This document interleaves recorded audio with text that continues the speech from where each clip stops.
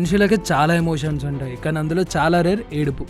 మనకేమైనా అయినప్పుడు లేదా మనకు కావాల్సిన వాళ్ళకి ఏమైనా అయినప్పుడు వచ్చేదే ఏడుపు, కానీ చాలా తక్కువగా ఏడుస్తాం. కానీ ఎప్పుడైనా ఒక సినిమా చూసి ఏడ్చారా? ఏడుస్తే అది ఏ సినిమానో కమెంట్ చేయండి. ఇప్పుడు మనం అలాంటి ఎమోషనల్ సీన్స్ గురించి మాట్లాడుకుందాం. ఒక సీన్ మనల్ని మూవ్ చేసి ఏడిపించాలి అంటే ఆ సీన్ తీసిన డైరెక్టర్కి, యాక్ట్ చేసిన యాక్టర్కి చిన్న టాస్క్ కాదు. ఎందుకంటే పేపర్ మీద రాసుకున్న ఒక సీన్ని మనం అంత ఎమోషనల్గా ఫీల్ అవ్వాలి అని అంటే ఆ క్యారెక్టర్కి కనెక్ట్ అవ్వాలి. దానికోసం ఆ యాక్టర్ అండ్ డైరెక్టర్ చాలా కష్టపడతారు.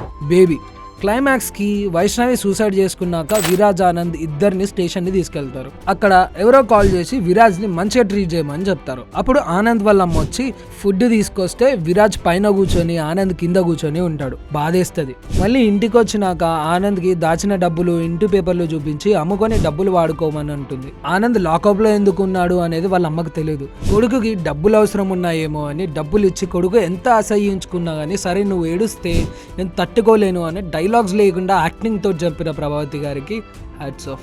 తర్వాత ఆనంద్ వాళ్ళ అమ్మ చనిపోయినప్పుడు వైష్ణవి రిబ్బన్స్, చాక్లెట్ రేపర్స్ అన్నీ ఉన్నాయి, కానీ అమ్మ ఫోటో లేదు అని ఆనంద్ ఏడుస్తున్నప్పుడు తెలియకుండానే ఏడ్చేశాను నేనైతే.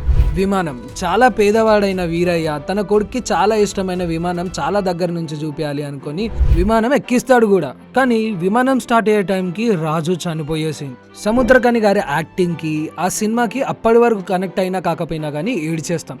కొడుకు కోరుకున్నది తీర్చిన తండ్రికి అదే కొడుకు ఆ ఎక్స్పీరియన్స్ చేయకముందే చనిపోతే ఆ బాధ ఎలా ఉంటుంది అనేది యాక్టింగ్లో చాలా క్లియర్గా చూపించారు. భగవత్ కేసరి విజ్జి ట్రైన్ అవుతుంటుంది.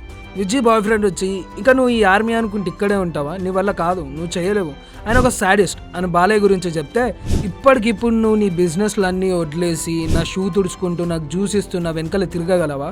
నువ్వు ఆ సాక్రిఫైస్ చేయలేవు. బట్ ఈ మనిషి 12 సంవత్సరాల నుంచి అవన్నీ చేస్తున్నాడు. నేను తిడితే పడతాడు, విజ్జు పాప అని చెప్పి నా కోసమే ఏమైనా చేస్తాడు. అలాంటి ఆయనే ఎక్కడ దొరుకుతాడు? ఆయన నా నాన్న కాకపోయినా నా తండ్రి అని విజ్జి చెప్తుండే ఆ కన్వర్జేషన్ బాలయ్య వింటాడు. కూతురులా పెంచుకున్న విజ్జి పాప తనని ఫాదర్గా యాక్సెప్ట్ చేసిందని తెలుసుకున్నాక వాళ్ళ ఎమోషన్స్ని మనం కూడా ఫీల్ అవుతాం. హాయ్ నాన్న. విరాజ్ మహితో వాళ్ళ అమ్మ విరాజ్ని వదిలేసి వెళ్ళిపోయింది అని చెప్పి మహిని రమ్మంటే రాకుండా యక్షిని సైడ్ మాట్లాడుతుంది. ఎవరిని నమ్మించాల్సిన అవసరం లేదు, నా కూతురు నన్ను నమ్మితే చాలు అని చెప్పి బ్యాక్గ్రౌండ్లో విరాజ్ డైలాగ్ వస్తుంది. ఆ స్టోరీ యాక్సిడెంట్ వరకు వచ్చాక వినలేక మహి వచ్చి వాళ్ళ నాన్నని హగ్ చేసుకొని ఇక చాలు నాన్న అని అన్నప్పుడు అందరు ఎమోషనల్ అయిపోయారు.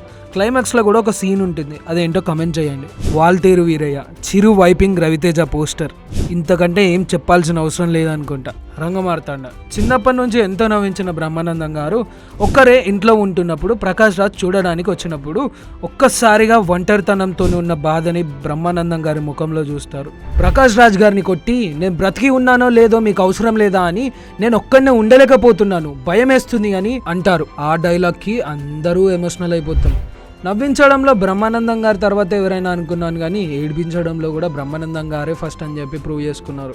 ఇలా చాలా సినిమాలు ఉన్నాయి, కానీ రీసెంట్గా నాకు ఎమోషనల్గా అనిపించి గుర్తొచ్చిన సీన్స్ మాత్రమే మెన్షన్ చేశాను. ఇంకో వీడియో కావాలి అంటే కమెంట్ చేయండి, రెడీ చేస్తాం. సబ్స్క్రైబ్ చేసుకోండి మామ, వీడియోలు ఊరికే రావు.